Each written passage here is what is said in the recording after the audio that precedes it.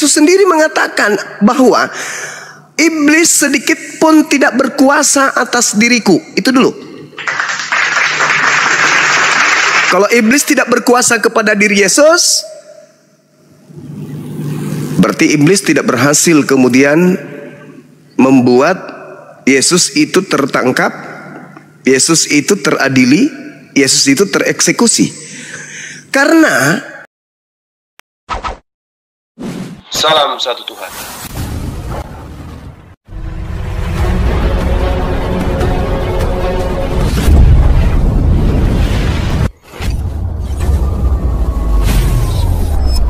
Ya, pengantar ini singkat para sahabat. dukung semua ya sahabat-sahabat kita channel Bensa News Muslim. Di like, di subscribe, di share sebanyak mungkin untuk supaya mencegah sahabat-sahabat kita di luar sana Tidak terpengaruh terhadap pemurtadan. Semoga Allah memberikan selalu sikap istiqamah. Salam satu Tuhan, Allahu Akbar. dapatkan pengajaran dari makhluk ini. Kristus telah menebus kita dari kutuk hukum Taurat dengan jalan menjadi kutuk karena kita. Sebab ada tertulis, larinya ke Ulangan 21 nomor 23. Sebab ada tertulis, terkutuklah orang yang digantung di atas tiang salib. Ada dua hal yang perlu Anda renungkan. Yang pertama, ketika Paulus mengutip kemudian Ulangan 21, ingat itu bukan Yesaya 53 ya, bukan Yesaya 7:14, bukan. Ulangan 21 nomor 22, 23. Di situ ada dua hal yang perlu Anda perhatikan. Yang pertama, yang dihukum salib ini adalah pelaku dosa, di mana dosa yang dilakukan itu bukan dosa biasa, tetapi dosa yang sepadan dengan hukuman mati. Yang kedua, pelaku yang melakukan dosa yang sepadan dengan hukuman mati ini dikutuk langsung oleh Elohim. Maka catatan akhirnya kemudian adalah Paulus sedang menyamakan Kristus dengan pelaku maksiat yang dikutuk oleh Elohim. Sekarang kalau saya bertanya kepada saudara, apa dasarnya Paulus menyamakan Kristus, Yesus anak Maria, dengan pelaku maksiat yang sepadan dengan hukuman mati? Dan apa alasan Paulus menyetarakan Yesus dengan orang yang dikutuk oleh Elohim? Tolong terangkan kepada saya dua hal ini. Apa alasan Paulus menyetarakan Yesus orang suci, orang benar, orang yang dikasihi oleh Elohim? Yesus sendiri mengatakan, Bapa berkenan kepadaku dan tidak membiarkan aku seorang diri disebabkan aku senantiasa melakukan apa yang berkenan di dalam hatinya. Yohanes 8 nomor 31. Yohanes 8 nomor 29. Nah, oleh karena itu dua hal ini yang perlu saya minta keterangan dari saudara. Apa alasan Paulus menyetarakan antara orang yang melakukan maksiat yang sepadan dengan hukuman mati dan menyetarakan dengan pelaku kejahatan yang dikutuk langsung oleh Elohim?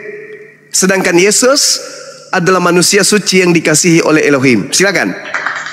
Jadi ini Yesus ini kan kalau kita baca di Yohanes ayat 18 sampai 19 menunjukkan Yesus ini kan bukan disalib karena kesalahan, tetapi adalah karena kebiasaan. Di saat Paskah itu ada membebaskan satu orang penjahat, tapi jatuhnya para masyarakat di situ tidak menjatuhkan kepada pilihan itu yang dibebaskan itu kepada Yesus. Justru Yesus yang disalibkan. Jadi Pilatus yang menjadi hakimnya kan lepas tangan dia. Jadi bukan karena kesalahan. Kalau Rasul Paulus menyebut pembebas, Kristus telah membebaskan kita dari kutuk hukum Taurat kan? Ya memang, maka orang Kristen tidak melakukan lagi hukum Taurat itu. Misalkan mata ganti mata, tangan ganti tangan. Jadi yang di bawah itu jadi hukum kasih. Itulah pemahaman orang Kristen. Jadi memang hukum Taurat itu tidak diterapkan lagi karena Yesus sudah membebaskan kita. Kalau zaman Taurat kan berarti kalau kita berbuat dosa misalnya ada yang sepadan dengan kita harus mempersembahkan kurban ya kan, berarti dengan darah. Dengan itulah sudah dibayarkan, Kristus menebus kita dari situ, dari hukum Taurat itu. Makanya orang Kristen ketika ada orang yang sekarang misalkan berbuat zina tidak dirajam lagi. Paling dimasyarakatkan, dimasuk ke dalam lembaga masyarakat, itu bentuk kasih, jadi dimanusiakan lagi. Begitu, jadi tidak dihukum, dilempari sampai mati. Karena kalau lempari sampai mati kan menutup pertobatan jadinya kan. Jadi itulah maknanya Kristus telah menebus kita dari kutuk hukum Taurat. Dengan menjadi kutuk, bukan menjadi terkutuk.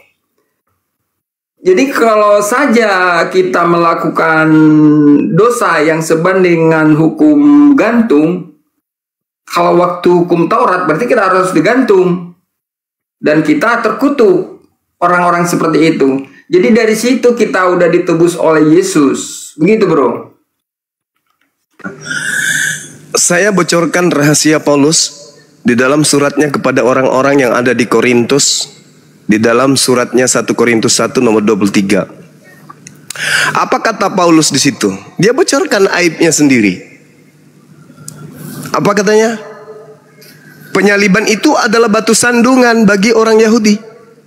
Tetapi bagi non-Yahudi, penyaliban itu adalah satu kebodohan. Dan saya belum pernah bertemu dengan non-Yahudi pengiman Kristus yang mati terkutuk itu bisa menjelaskan tentang penyaliban secara sistematis terkait dengan kaitannya dengan wahyu dan akal. Tadi terang saya bertanya, apa alasan Paulus menyetarakan orang yang dikasihi Tuhan yang tidak ada hubungannya dengan Paulus?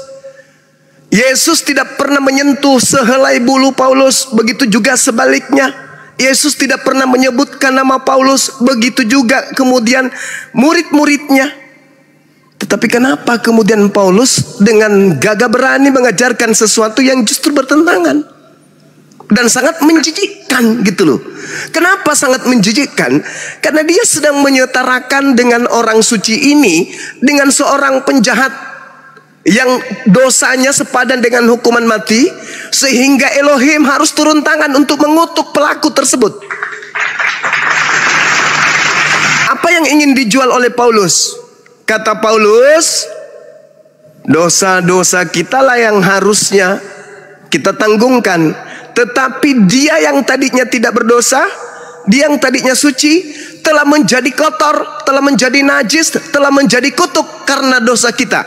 Pertanyaan sederhana saya adalah, ketika hukum-hukum Tuhan datang kepada Bani Israel dan orang-orang Roma yang dikristenkan oleh Paulus tidak melakukan hukum Taurat, apakah mereka dikutuk? Misalnya terkutuklah orang yang makan suap di dalam Ulangan 27 nomor 25. Lalu orang Roma, orang Yunani, orang Indonesia makan suap.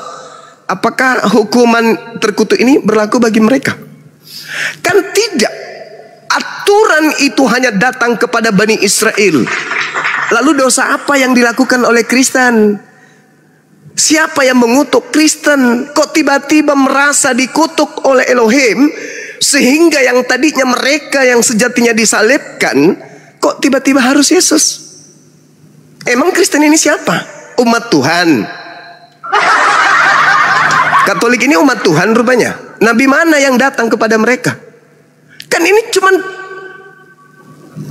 keinginan Paulus sajanya itu. Kecuali saudara, Anda bisa menjelaskan kepada saya, kami Kristen dikutuk oleh Tuhan karena kami telah melakukan dosa besar yang sepadan dengan hukuman mati. Tetapi ternyata bukan kami yang dihukum, yaitu orang suci bernama Yesus. Kalau begitu, tolong tunjukkan dosa apa yang pendahulu-pendahulu Kristen lakukan sampai dia dikutuk, orang Kristennya dikutuk. Apa dosa kalian? Siapa yang dikutuk orang Kristen? Nah, lalu Yesus itu mewakili siapa? Dosa kalian kan katanya. Apa dosa kalian? Jadi maka kita tidak perlu lagi melakukan itu hukum-hukum Taurat itu seperti ku bilang tadi, dirajam orang. Hukum Taurat itu emangnya untuk Anda, saudara? Hukum Taurat itu mengikat Bani Israel toh. Tidak diberikan kepada bangsa lain. Jadi dan kalau bangsa lain, kita pelajari ya bahwa ajaran Paulus ini sebenarnya penjelasan dari ajaran-ajaran Yesus sebenarnya. Dan yang mana? kalau Anda misalkan merasa jijik sama Paulus, Anda sebenarnya bisa mengabaikan ajaran Paulus karena masih ada ajaran-ajaran para rasul lainnya. Penyaliban. Hanya Yesus, hanya Paulus yang menyatakan Yesus itu mati dengan jalan kutuk. Hanya Paulus yang menyetarakan kemudian Nabiullah Yesus alaihi salam sepadan dengan pelaku maksiat yang pantas kemudian dihukum mati dan pantas kemudian dikutuk oleh Elohim. Sekarang dosa apa yang Yesus lakukan sampai dia kok separah itu? Oh, dia menanggung dosa-dosa manusia. Dosa yang mana? Ya, makanya aku bilang tadi bro, sekiranya bukan hanya bergantung kepada Paulus. Udahlah, kita abaikan dulu Paulus. Kalau Anda merasa ajarannya itu tidak tepat, bukan sederhana itu, enggak. Ini harus dipertanggungjawabkan ketika Paulus, pendiri agama Anda, kemudian mengatakan Yesus manusia suci ini mati terkutuk, dan kutuk yang ada padanya itu bukan alam yang mengutuknya, Elohim, pencipta. Bukankah di dalam Yohanes 3 nomor 16, begitu besar kasih karunia Tuhan akan dunia ini sehingga dia menganugerahkan anaknya yang tunggal, yang dikasihi. Paulus nggak ada mendirikan agama bro, Anda salah. Nggak ada mendirikan agama. Kisah Para Rasul 24 nomor 5, Paulus ini adalah penyakit sampar. Kumpulan itu orang luar yang menyebut sebagai Kristen bro. Dan dia tokohnya. Dia tokohnya. Artinya pengikut Yesus bro. Saudaraku, yang ada deklarasi dari Paulus Kristen. Enggak. Satu-satunya manusia yang melakukan surat menyurat ke berbagai kota dan kelompok hanya Paulus. Dia yang mengajak kemudian orang-orang yang sudah punya Tuhan untuk kemudian berpindah menuhankan Yesus. Itu satu. Kemudian ini harus diselesaikan ini, karena di sini akarnya. Penyelewengan ajaran Nabi Yesus mulai dari sini. Makanya dikatakan sendiri, dibocorkan sendiri rahasianya bahwa penyaliban itu adalah suatu kebodohan bagi non-Yahudi. Maksudnya apa? Harus bodoh orang yang percaya kepada penyaliban itu karena tidak rasional dan menabrak wahyu. Semuanya ditabrak. Yesus orang mulia, Yesus orang dikasihi, Yesus adalah anak yang ajaran Paulus ini hanya salah satu bro. Gak bisa bang, gak bisa. Kecuali Anda ingin mengatakan bahwasanya hukum Tuhan yang datang kepada Musa itu berlaku kepada kita juga orang Indonesia. Ini dan kita tidak kok banyak kali ngocehnya ya, nggak paham. Dan kita tidak melakukan itu sehingga kita pantas kemudian untuk dikutuk. Nah, agar kita tidak dikutuk, harus ada kemudian korban untuk melampiaskan kemudian kemarahan Tuhan kepada dia, kepada oknum tersebut. Permasalahannya sekarang, apa dosa Kristen sampai Yesus yang harus menanggungnya? Itu pertanyaan saya. Dosamu itu pun ditanggung sama Yesus bang. Cuma dosa apa? Dosa apa? Gantian Bang Pengamat dulu dah. Gantian Bang Singa. Dosa apa yang Bang Suma lakukan sampai Yesus harus mati? Dosa apa yang saya lakukan? Kapan Elohim melakukan aturan kepada saya, Suma, jangan kau begini, jangan kau begitu? Di mana itu perintahnya sampai saya melanggar? Ada. Itu makanya disebut orang Kristen tidak ada hukum, tidak ada hukuman bagi orang yang tidak diberi aturan. Ada nggak aturan Tuhan Elohim kepada manusia? Kau ajarkan Al-Quran dengan baik ketimbang mengubah Alkitab orang lain. Ya ini Al-Quran bro. Al-Quran saya mengatakan yang disalib itu adalah orang yang dikutuk oleh Tuhan. Al-Quran surah Al-Ma'idah ayat 33. Maka muncul pertanyaan, Yesus itu orang suci kan? Yesus itu orang benar kan? Dia adalah jalan kebenaran dan hidup kan? Lantas kenapa dia dikutuk oleh Elohim? Alasannya karena dosa kalian. Alasannya karena dosa kalian. Dosa apa? Jangan dimut saya kalau ngomong. Dosa apa? Dosa apa yang kalian lakukan? Dosa apa? Sampai Yesus harus menanggung. Bukankah kalian belum ada saat itu? Hah? Dosa apa yang kalian lakukan sampai harus Yesus yang menanggung dosa itu? Bukankah kalian lahir aja belum? Di dunia ini abangku. Dosa yang mana? Dosa yang mana? Coba terangkan di dalam kitabnya Yahudi dosa yang mana? Jangan dimut saya ngomong. Saya ini Raja Singa Yehuda. Saya mewakili Yesus ini sekarang. Oke, silakan. Tolong tunjukkan di dalam kitabnya Yehuda yang menerangkan bahwa aturan yang datang kepada Bani Israel dan Bani Yehuda itu mengikat seluruh dunia. Tunjukkan. Kau baca kitab Perjanjian sampai Yahudi. Kalau kau paham, ini jangan. Astagfirullahalazim, ya Allah ya Karim. Ini sudah bukan zamannya Paulus melakukan penyesatan. Oke? Tolong tunjukkan di mana kitabnya Yehuda yang diperuntukkan untuk seluruh dunia sehingga dunia melanggar aturan itu dan dunia dikatakan berdosa. Diam. Gantian kita ngomong. Diam. Saya bertanya loh. Saya bertanya. Saya mau menjawab Anda. Oke.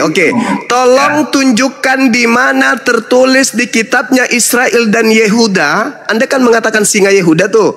Di mana tertulis itu sehingga aturan yang diperuntukkan untuk dunia ini dilanggar oleh kita sampai kita dikutuk. Silakan tunjukkan. Saya jawab ya. Saya jawab ya. Tolong jangan dibantah ya. Oke. Jawab dulu.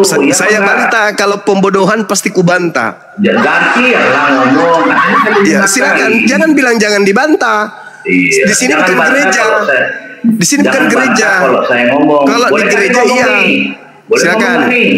Saya bertanya, ingat pertanyaan saya, tunjukkan data di dalam kitabnya Israel dan Yehuda yang mana aturan itu diperuntukkan untuk dunia sehingga dunia melanggarnya sehingga dunia dikutuk. Silakan.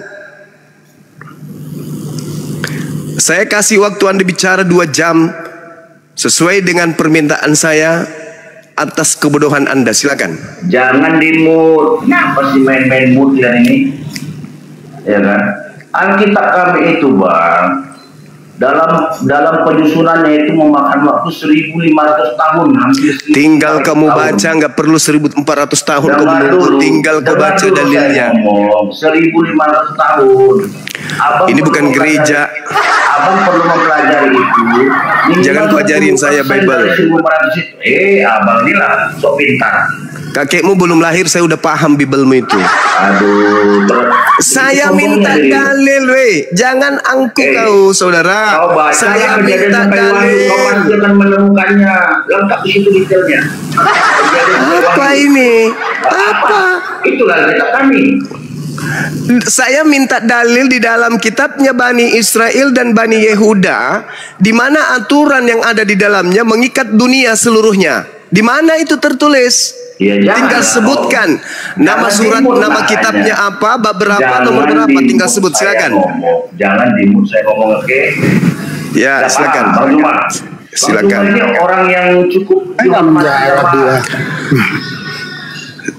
Saudara tidak menjawab. Kalau saya ditanya hukum yang datang kepada Bani Israel, hukum yang datang kepada Bani Yakub hanya untuk Bani Yakub dan tidak diberikan kepada bangsa lain, langsung kutunjukkan. Mazmur 147 data nomor 19 dan data nomor 20, langsung kusebutkan.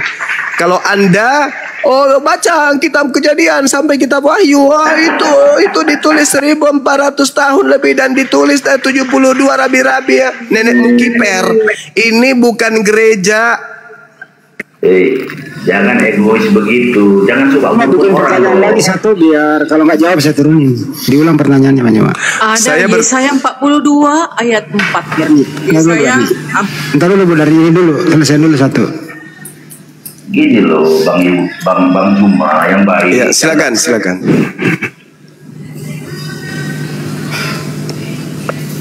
Jangan dimut sayanya. Tadi dimut lagi mau ngomong.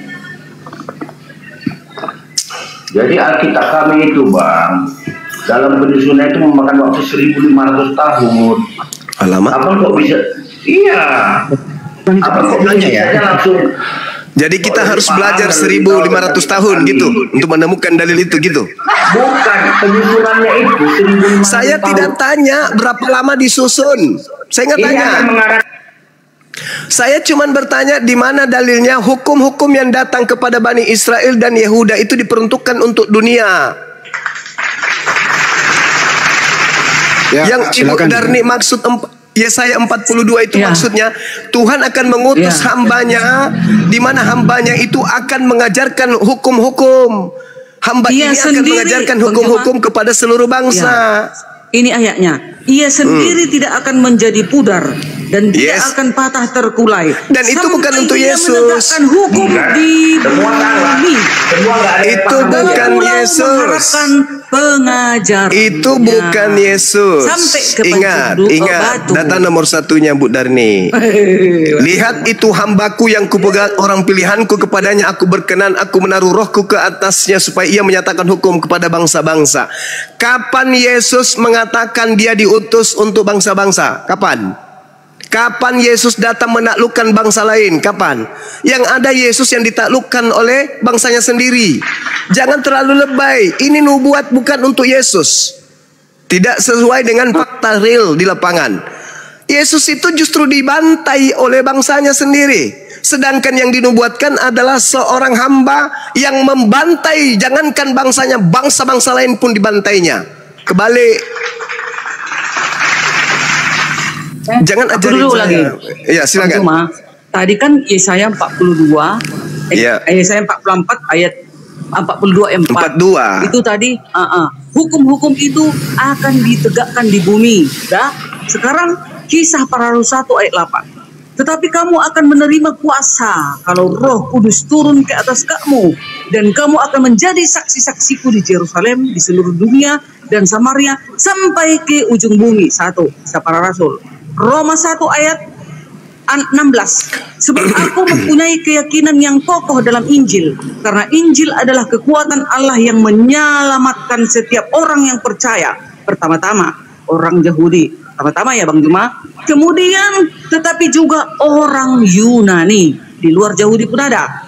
Kedua, ketiga, lalu dikatakan lagi di dalam Matius 28 ayat 19. Karena itu pergilah, jadikanlah semua bangsa muridku, dan baptislah mereka dalam nama Bapa, Putra, Anak, dan Roh Kudus. 3, 4. Sekarang yang ke-5, Markus 16 ayat 15. Lalu ia berkata kepada mereka, pergilah ke seluruh dunia.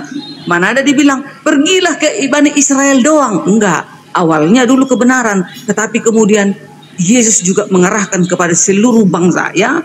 Pergilah. Markus 16 ayat 15. Lalu ia berkata kepada mereka, pergilah ke seluruh dunia, beritakanlah Injil kepada segala makhluk. Makhluk yang berotak, ya. Makhluk yang berotak tentunya. Udah. Baru dikatakan lagi di dalam Yesaya tadi Bang Juma, hukum itu. Yesaya 42 ayat 20. Keluarlah dari Babel, larilah dari Kasdim, beritahukanlah dengan suara bersorak-sorai, dan kabarkanlah hal ini, siarkanlah itu sampai ke ujung bumi. Katakanlah, Tuhan telah menebus Yakub hambanya. Sampai ke ujung bumi. Mana kalau sampai ke ujung bumi, mana hanya Bani Israel, sampai ke Pancur Batu. Oke, sudah? Ke Medan. Itu. Sudah? Oke. Jadi sekali lagi saya katakan bahwa Kristen ini adalah agama yang dilahirkan dari kebodohan. Itu dulu. Kalau Anda berkata tentang Markus 16, Anda mundur dulu di data nomor 12-nya. Pengarang Markus itu mengatakan Yesus menampakkan diri kepada kedua muridnya dalam rupa yang lain. Ini catatan-catatan yang muncul belakangan, cerita-cerita yang dibangun belakangan, dan itu sudah di luar daripada pengajaran Yesus. Sehingga apa yang terjadi? Orang Kristen yang tak ada hubungannya sama sekali dengan kitabnya Yahudi menjilat-jilat kitabnya Yahudi agar supaya dianggap mereka benar. Yesaya 42, Yesaya 53, Yesaya itu semuanya dijilatnya demi untuk mengajarkan si palsu ini sebagai oknum Yesus yang asli. Padahal tadi dasar pijakannya apa? dasar pijakannya pengajaran yang pertama itu tadi tentang penyaliban. Apa dasarnya Paulus menyelaraskan antara Yesus yang mengatakan dirinya, aku diutus hanya kepada domba yang hilang dari umat Israel. Yesus berpesan kepada ke-12 muridnya agar jangan ke bangsa lain. Nah, sekarang supaya Yesus ini bisa ke bangsa lain, maka setirnya dirubah arahnya. Apa itu? Yesus kudu mati untuk menebuskan dosa-dosa seluruh dunia. Roma 14 nomor 9. Untuk itulah Yesus agar ia dibangkitkan menjadi Tuhan bagi dunia. Permasalahannya sekarang ini yang pertama ini loh. Apa dasarnya Paulus mengatakan bahwasanya Yesus itu dikutuk Elohim? Apa dasarnya kemudian Yesus ini dikatakan sebagai pelaku dosa yang sepadan dengan hukuman mati? Apa dasarnya? Tidak ada dasarnya. Sama sekali nonsen. Tidak ada. Itu hanya doktrin dan dogma. Dari hasil dogma inilah kemudian pengikutnya nanti menjilat-jilat kitabnya orang Yahudi. Termasuk Budarni itu. Supaya dianggap bahwa yang datang kepada mereka ini Yesus. Padahal bukan. Senjata sibilisis termasuk terjemahan kitabnya Yahudi. Itu juga sebagai senjata untuk menyesatkan orang. Pergilah ke seluruh dunia, jadikanlah seluruh bangsa menjadi muridku. Itu siapa? Di mana Yesus mengatakan itu? Padahal Yesus sudah menamatkan semuanya. Yesus mengatakan di Yohanes 17 nomor 12 tadi. Apa yang dikatakan? Kecuali dia yang sudah ditentukan untuk binasa. Jadi murid-muridnya itu tidak akan pernah binasa. Yesus mengatakan dengan sangat jelas, selama aku bersama dengan mereka, aku memelihara mereka dalam namamu, yaitu namamu yang telah engkau berikan kepadaku. Aku telah menjaga mereka dan tidak seorang pun dari mereka yang binasa. Padahal belum ada penyaliban. Murid-murid tidak butuh penyaliban dan mereka sudah tidak binasa lagi. Jaminan langsung dari Yesus kepada murid. Tidak ada penyaliban-penyaliban itu. Kecuali dia yang telah ditentukan untuk binasa. Dia siapa? Yudas. Coba, ini perkataan Yesus loh. Selama aku bersama dengan mereka, aku tidak akan meninggalkan mereka. Aku akan memelihara mereka dalam namamu. Faktanya apa? Murid-muridnya lari tunggang langgang. Ketika ada proses penangkapan, lari tunggang langgang. Tak ada satupun yang menyertai Yesus pada saat Yesus itu kemudian diindikasikan ditangkap. Kenapa? Untuk apa lagi aku menyertai murid-muridku? Mereka sudah aman. Ya aku pergi. Yang ditangkap bukan aku. Di situ awalnya. Sekarang kalau Ibu Darni bisa menjelaskan ke kita bahwa yang ditangkap, bahwa yang dikutuk, bahwa yang melakukan dosa besar itu adalah Yesus yang orang suci ini, tolong tunjukkan mana dosanya. Kenapa bisa Tuhan mengasihi Yesus lalu kemudian mengutuknya lagi? Karena dosa-dosa dunia. Sampai Tuhan mengutuk orang dikasihi. Itu jurus apa itu? Di mana didapatkan ilmu seperti itu? Baca Imamat 4, baca Imamat 1. Ketika ada orang yang berdosa, orang Yahudi, kalau dia orang biasa, maka kurbannya kambing. Kalau dia adalah tokoh, kurbannya adalah domba. Kalau dia imam, domba. Kalau seluruh Yahudi, maka kurbannya adalah sapi. Di mana polanya kemudian kurbannya manusia? Ada? Nggak ada. Akal-akalan Paulus. Tidak ada Tuhan meminta korban manusia. Di mana dalilnya Tuhan minta korban manusia? Apalagi Tuhan minta korban Tuhan. Tidak ada. Kesemua itu propaganda yang dilakukan oleh sibilisis melalui nabinya Paulus. Saya jamin itu pasti betul. Nah, sekarang mana coba? Apa alasannya Yesus orang suci yang dikasihi ini malah dikutuk oleh Elohim? Alasannya apa? Tidak ada dikutip disebut Yesus. Gimana ini? Galatia 3 nomor 13, sebab ada tertulis terkutuklah dia yang digantung di atas tiang salib. Itu Berarti dia Galatia 3 ayat 13 itu justru Yesus disebut membebaskan kita dari kutuk hukum Taurat. Emang hukum Taurat itu untuk Anda? Hukum Taurat itu untuk Anda? Hukum Taurat itu untuk Anda? Iya, makanya udah dibebaskan dari situ. Iya, di mana dalilnya hukum Taurat itu untuk Anda? Iya, udah dibebaskan, bukan untuk kita lagi itu. Lah memang pernah hukum Taurat itu untuk Anda? Pernah hukum Taurat itu untuk Anda rupanya? Pernah? Iya, udah bebas kita. Jadi enggak. Anda dibebaskan dari hukum Taurat. Emang pernah terikat dengan hukum Taurat? Artinya dulu kan ada. Di mana? Di mana dalilnya? Di mana dalilnya hukum Taurat untuk kalian? Ya justru makanya bukan.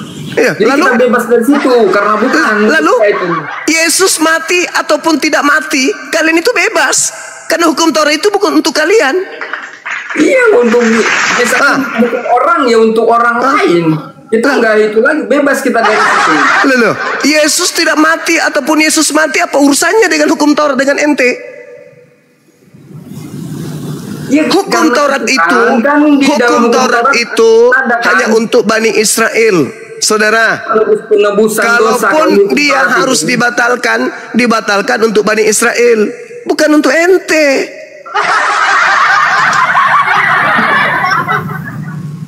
Itu loh. Nah sekarang Yesus mengutip itu, terkutuklah dia yang mati di atas tiang salib.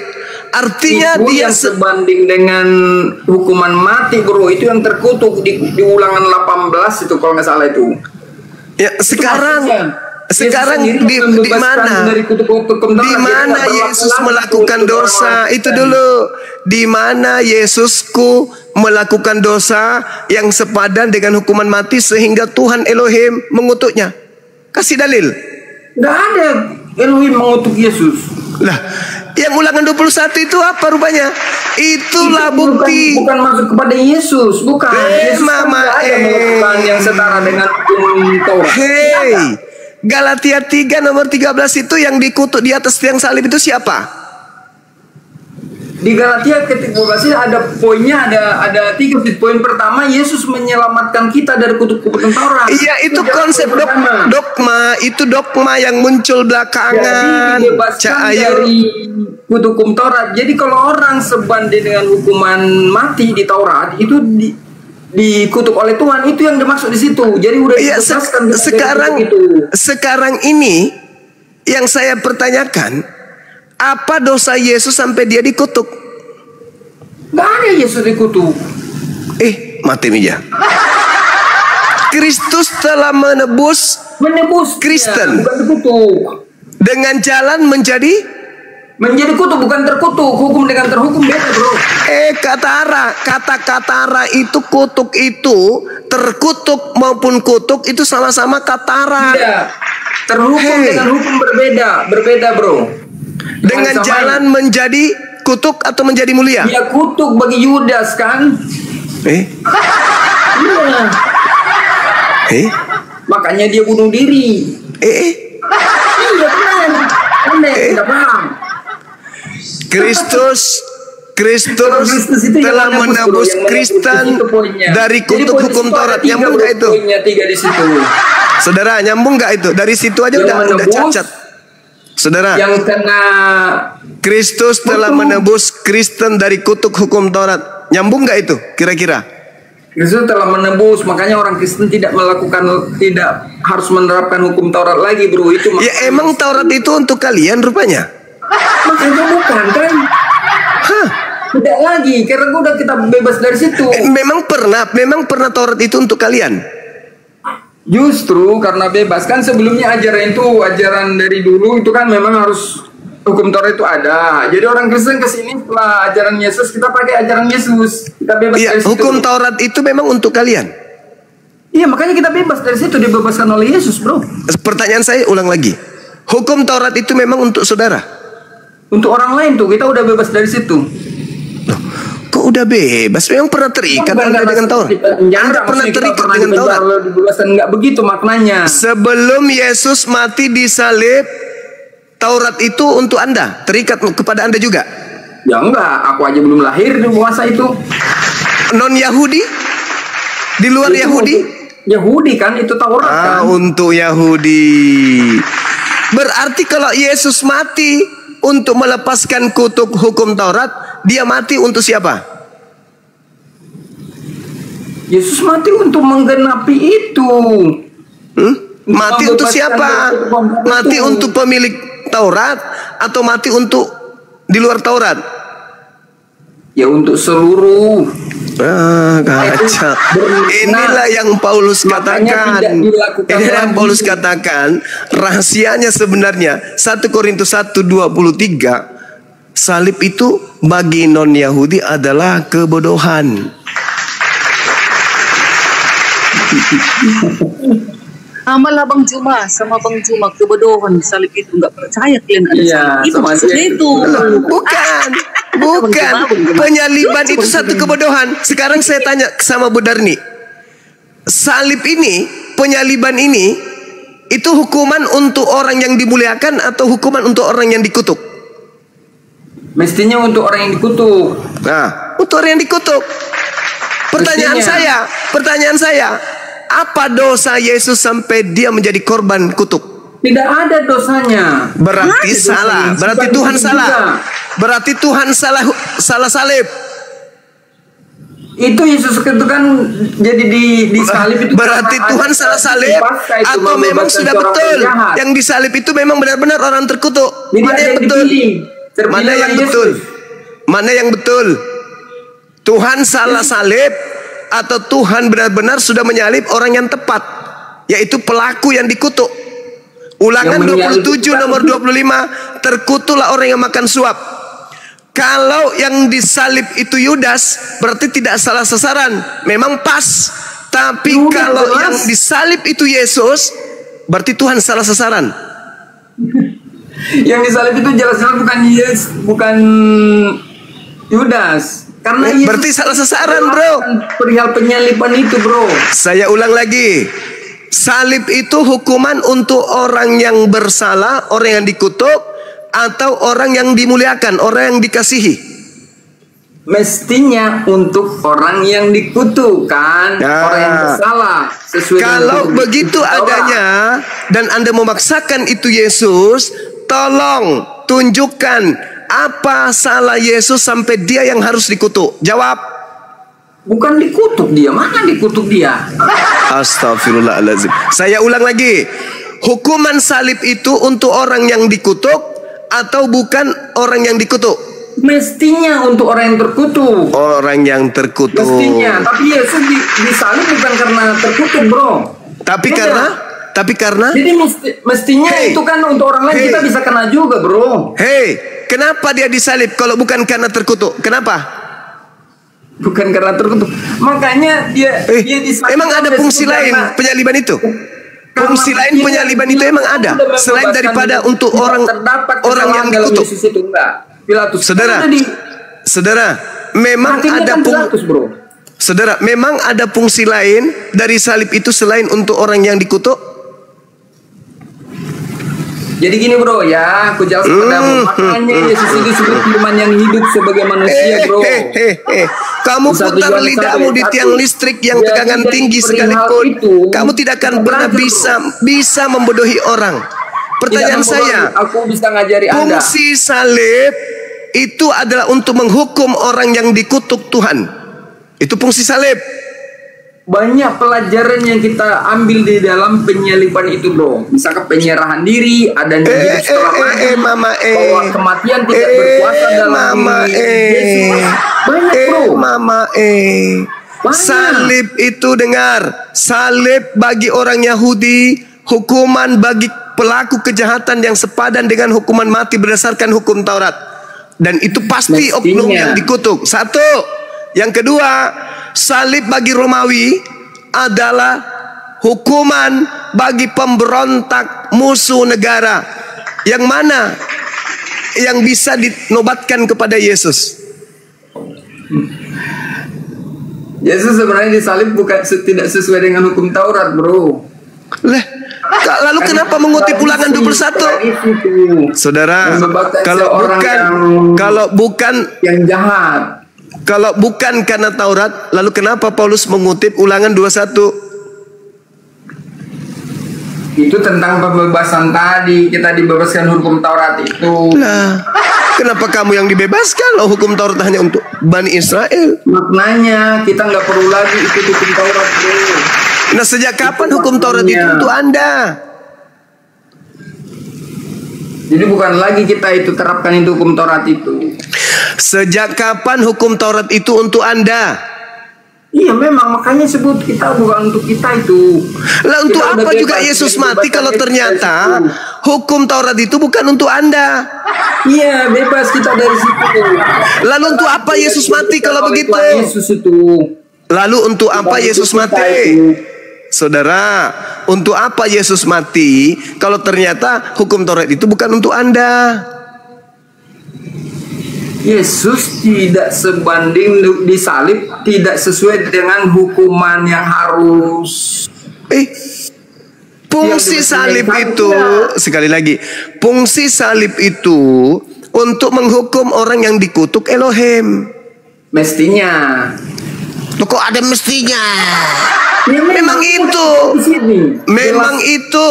Peruntukan salib itu hukuman untuk orang yang dikutuk Elohim.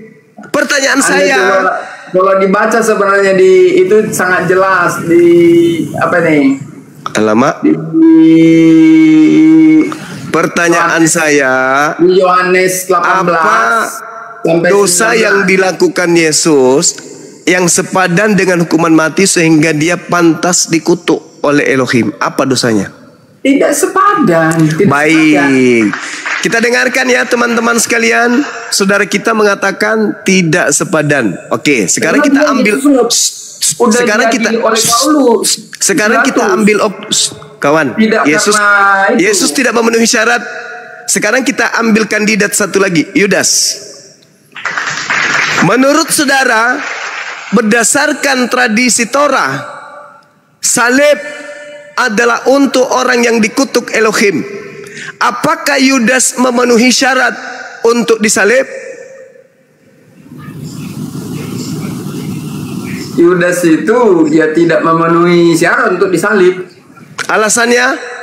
Ya dia nggak biasanya kan mata ganti mata, nyawa ganti nyawa itu kan, atau berzina itu. Tuhan berkata di dalam Ulangan 27 nomor 25, terkutuklah orang yang makan suap. Apakah Yudas makan suap? Ya, kalau yang makan suap kan. Nah, apakah yang disalib ini? Apakah yang disalib ini orang yang dikutuk Tuhan? Yang disalib mana? Kalau Yesus nggak dikutuk Tuhan, ini Yesus tidak. Tadi kita sudah sepakat, Yesus tidak. Sekarang kita ambil Yudas. Apakah Yudas yang dikutuk karena makan suap itu memenuhi kriteria untuk disalib? Dia bunuh diri, bro. Dia bunuh diri. Saya tidak bahas itu, saudara. Apakah kemudian Yudas tadi, kok nggak bahas? Anda boleh baca Matius 27 nomor 5 kalau itu. Sekarang saya tanya, apakah Yudas yang dikutuk oleh Elohim memenuhi syarat untuk disalib? Ya nggak, Yudas nggak disalib. Nah, pertanyaan saya bukan itu loh. Pertanyaan saya, berdasarkan firman Tuhan di dalam Ulangan 27 nomor 25, terkutuklah dia yang makan uang suap. Berarti yang dikutuk yang makan suap. Yudas makan suap. Pertanyaan saya, apakah Yudas memenuhi syarat sebagai oknum yang harus disalib? Tidak. Nah, inilah yang dikatakan rahasianya Paulus. Salib itu adalah satu kebodohan bagi non-Yahudi. Yahudi, orang yang melakukan dosa, suap, kemudian berzina, itulah orang-orang yang memenuhi syarat untuk disalibkan. Anda mengatakan tidak. Justru yang disalib adalah orang yang tidak dikutuk. Hebat Anda kan? Terima kasih Paulus. 1 Korintus 1:23 dia sudah bocorkan. Saudara, sebenarnya penyaliban itu adalah kebodohan bagi orang-orang non-Yahudi. Ini buktinya. Ini buktinya betapa bodohnya Anda. Karena itu Jelas-jelas ya, kita baca ini ayat 18 kutuk ini. hanya diberikan kepada pelaku dosa yang sepadan dengan hukuman mati. Syukran Bunda. Jadi enggak karena sepadan hukuman mati Yesus disalib, enggak. Loh, kenapa Anda harus mendudukkan Yesus sementara ada orang yang memenuhi syarat? Ya, kenapa? Memang itu pilihan tradisi di situ. Makanya sebut ini, ku baca di ayat 18. Sesudah mengatakan demikian, keluarlah Pilatus dari lagi mendapatkan orang-orang Yahudi dan berkata kepada mereka, aku tidak mendapati kesalahan apapun padanya. Nah, menurut Jelas? Tuhan, Jelas? menurut Tuhan, menurut hukum Tuhan, apakah Ini Yesus yang hakimnya dengar, menurut Tidak hukum mendapatkan Tuhan, karena dia. menurut hukum Tuhan, Dengar dulu, biar apakah selesai aku baca dulu nih.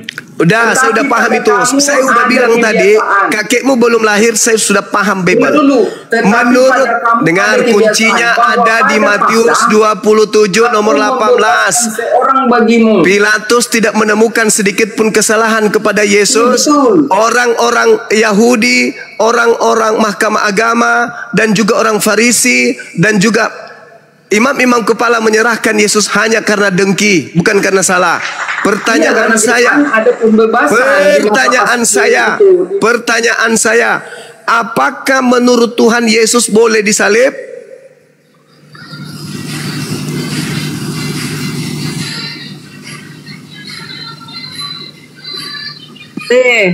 Karena Yesus yang layak menebus dosa dunia.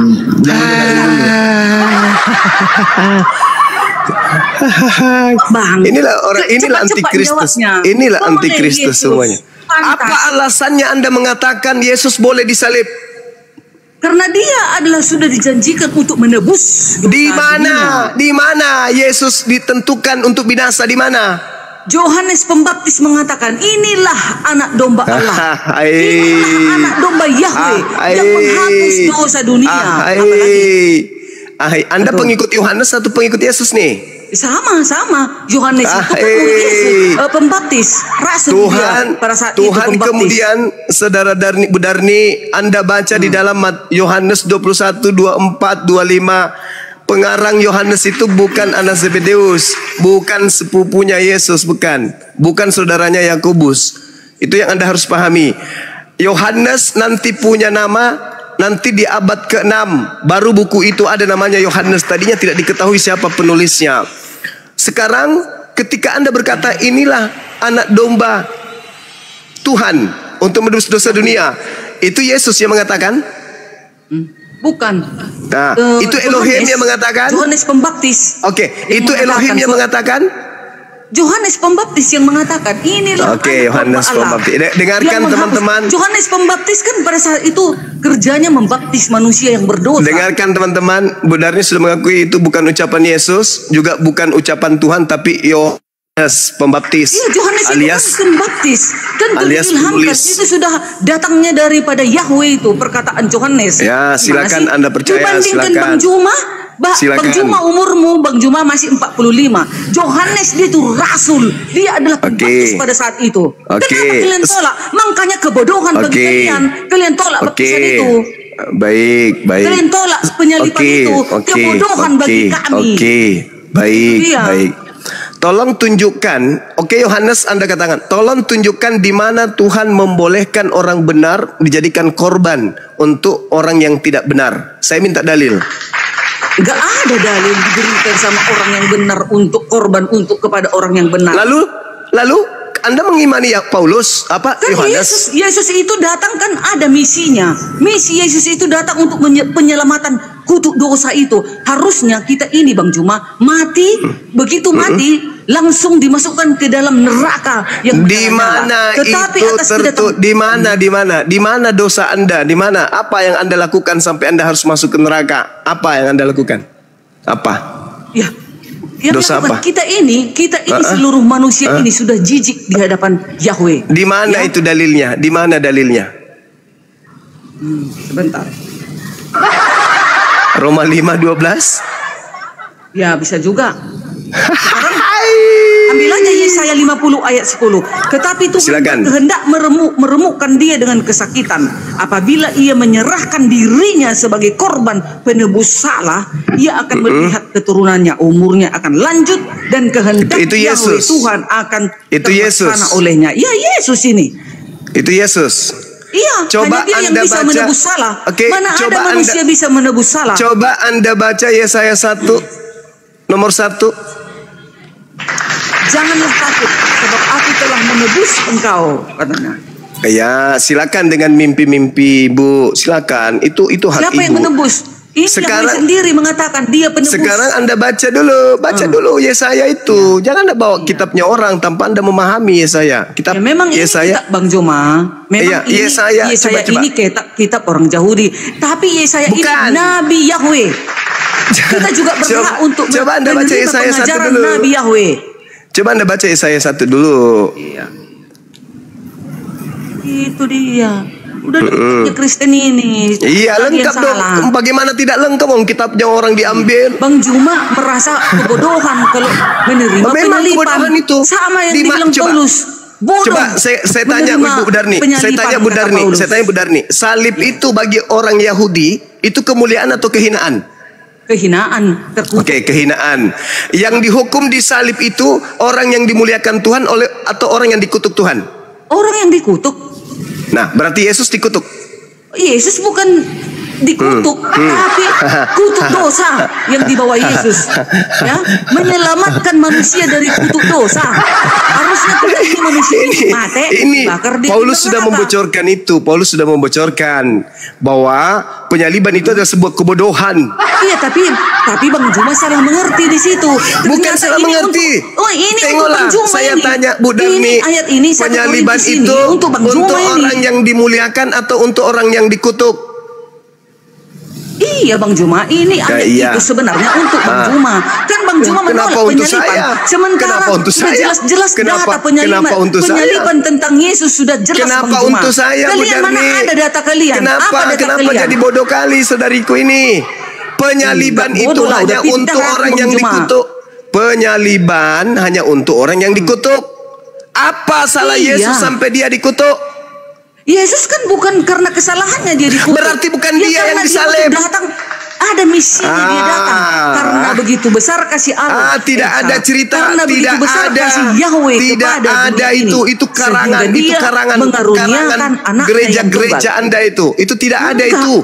Penyaliban itu Ibu Darni. Makanya kebodohan bagi Bang Juma. Ya memang kalian bodoh. Memang. Bang Juma hanya bodoh dikatakan di sini. Kalau Anda tidak bodoh, kenapa orang suci menjadi korban bagi pelaku maksiat?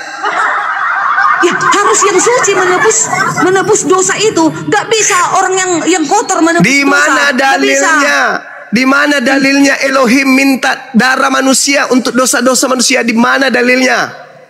Iya kan sudah dikatakan di dalam Yesaya tadi. Tetapi Tuhan bertindak meremukkan dia dengan kesakitan apabila ia menyerahkan dirinya sebagai saya minta Bu Darni sekolah dalami Yesaya. Saya bilang tadi, tolong baca Yesaya 1 sebelum Anda menjilat-jilat kitabnya orang. Yesaya 1, penglihatan yang telah dilihat Yesaya bin Amos tentang Yehuda, tentang Uzia, tentang Yotam, tentang Ahaz, tentang Hizkia, raja-raja Yehuda, bukan tentang Yesus. Semua yang tertulis dalam kitab Yesaya itu penglihatan yang dilihat oleh Yesaya bin Amos tentang Yehuda, tentang Yerusalem, tentang Yotam, tentang Ahaz, tentang Hizkia, raja-raja Yehuda. Tidak ada satupun penglihatan untuk Yesus. Sinilah ayatnya tentang nubuatan Yesus. Makanya di kitab sudah jelas-jelas sekali teman-teman. Di Al-Quran kitab Yesaya. Sudah jelas-jelas sekali kawan-kawan. Bang Juma dulu. Kenapa sudah ada kitab Yesaya di dalam Al-Quran? Itu Nabi Allah. Kitab Yesaya itu penglihatan yang diberikan Tuhan kepada Yesaya. Ya udah, kenapa tidak ada di Al-Quran Bang Juma? Astagfirullahaladzim. Kenapa harus ada di Al-Quran? Harus, karena ini adalah alasannya apa? Emang lu pikir Alasannya gue karena ini kami adalah Kristen? Nabi Elohim, nggak boleh dibuat. Emang Tapi di ibu dalam, pikir Bang kami ini Juma, serigala? Bang Juma, di dalam Ibu pikir Al-Quran kami ini dikatakan, berimanlah penikmat engkau kitab kepada Spanyol. kitab para nabi. Bang Juma, Hah? Bang Juma, Saudariku, Bang Juma, kami bukan orang Kristen yang suka mencuri kitabnya Yahudi. Maaf. bukan mencuri. Lalu Harus apa ada haknya kita orang punya Kristen kitab menggunakan ini. perjanjian ini lama? Nabi kita juga ini, Bang Juma. Apa nabi kita juga? Aduh, dong. benar nih. Di gereja Seluruh boleh. nabi itu nabi kita. Kita kan ciptaan Tuhan. Di gereja boleh, di gereja boleh. Di sini Saya jangan. tanya dulu Bang Juma, kenapa tidak ada kitab Yesaya di dalam Al-Quran sementara Yesaya adalah nabi?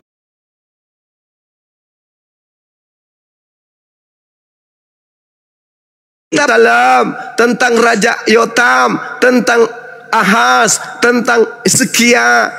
Ngapain dicerita di Al-Quran? Kalian Bang Juma, Bu Darni benar. Izin. Teman-teman bantu tap-tap layar ya, takut terungkat nih. Iya, iya. Tap layar ya, teman-teman Oke, ya. thank you. Masya Allah. Ya, Bu Makasih. Darni sambil minum dulu ya, Bu Darni ya, izin ya. Ya teman-teman. Jadi itu bantu tap-tap layar. itu penglihatan.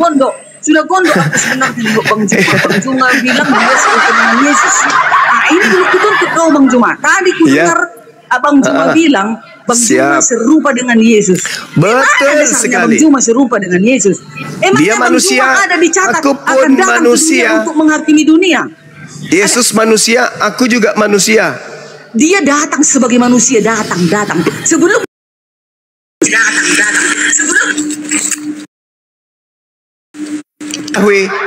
itulah kan, itu.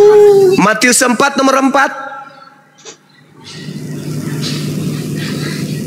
Masa Bang Juma samakan Bang Juma dengan Makanya Yesus? belajar Ibu Darni, Bang Suma itu sama seperti Yesus.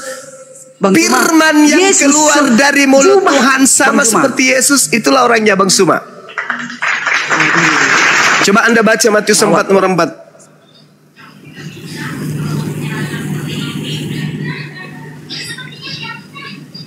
Oke, jadi saudara-saudara sekalian, kembali kepada tema, karena Komal ini tidak punya tema, kita tentukan tema kita bahwa yang disalib itu adalah orang yang terkutuk.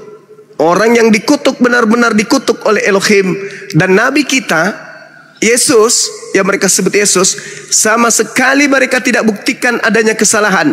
Mereka ini, orang-orang Kristen zaman sekarang ini, sama seperti orang Yahudi yang menolak Yesus dan pingin kali Yesus itu mati. Bedanya, orang Yahudi yang pingin Yesus mati dengan orang Kristen ini adalah orang Yahudi pingin Yesus mati karena mereka takut bangsa mereka dirampas oleh orang Roma.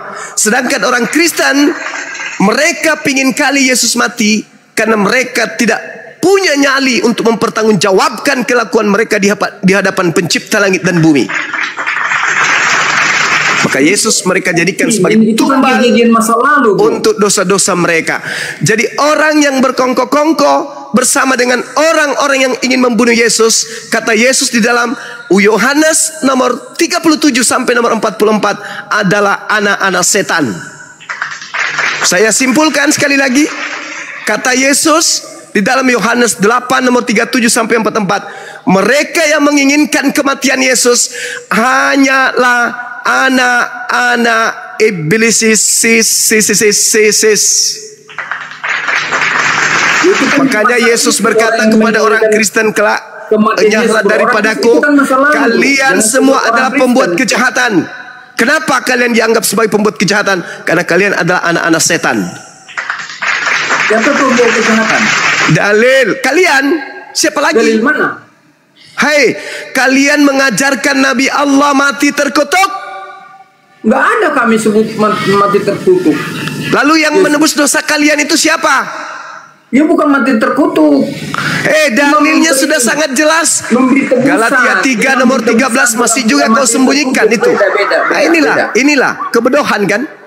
Jelas-jelas Kristus telah menebus Kristen dari kutuk dengan jalan kutuk. Sebab Kristen, sebab ada tertulis terkutuk dia yang mati di atas tiang salib.